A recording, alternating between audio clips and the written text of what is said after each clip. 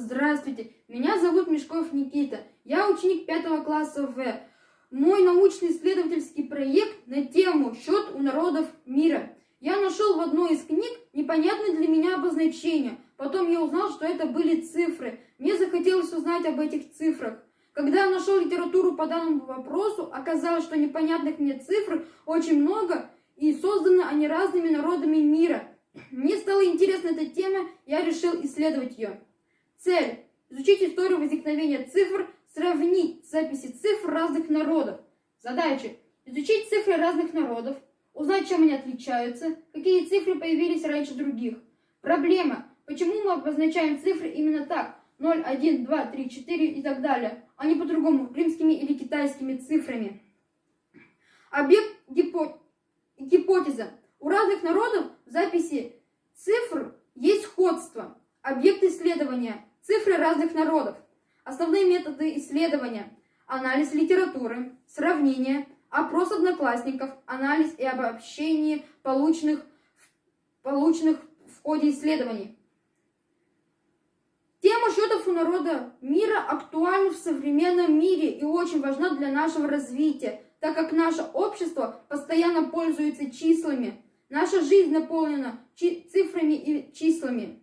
День недели, номер телефона, денежная купюра, цена товара и многое другое. Слово математика возникло в Древней Греции примерно в V веке до нашей эры. Происходит оно от слова матема, учение и знания, полученные через размышления. Число – основное понятие математики, используемое для указания количества сравнений и нумерации объектов. Возникло в первобытном обществе из-за потребности счета. Цифра – письменный знак-символ для записи чисел. Первыми записями чисел можно считать зарубки на деревянных бирках или костях, а поздние – черточки. Но большие числа изображать таким образом неудобно, поэтому стали применять особые знаки – цифры. Я изучил цифры разных народов мира.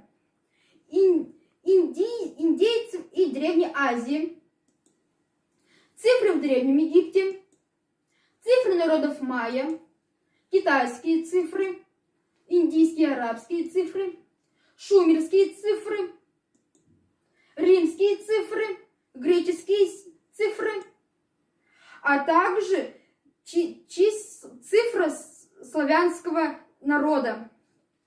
Математика стала наукой только с появлением числа, поэтому необходимо разобрать способы выражения чисел в разный период времени до появления современных цифр. Исследование проводилось в моем классе. Я задал своим одноклассникам следующие вопросы.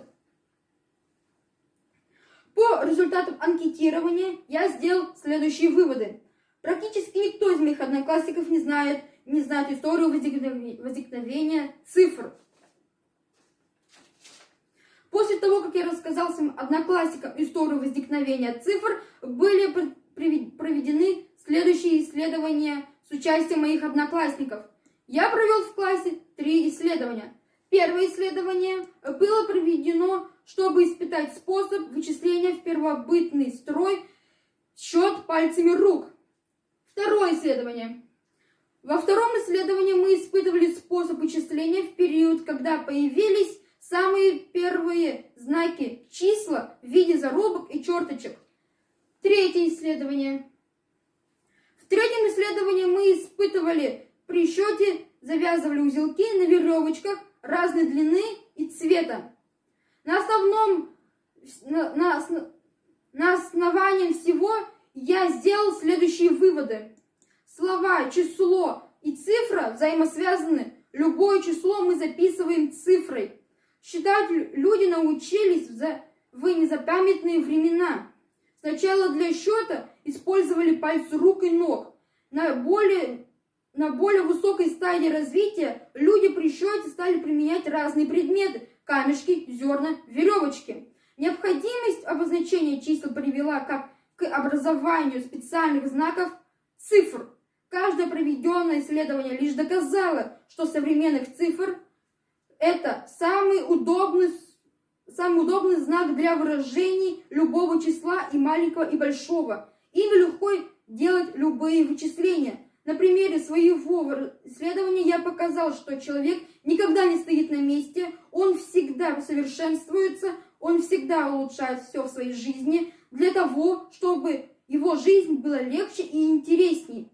Поэтому самый главный вывод, который я для себя сделал, каждый человек должен совершенствовать себя, должен получать знания, должен стараться, учиться, и его жизнь станет легкой и интересной. Спасибо за внимание.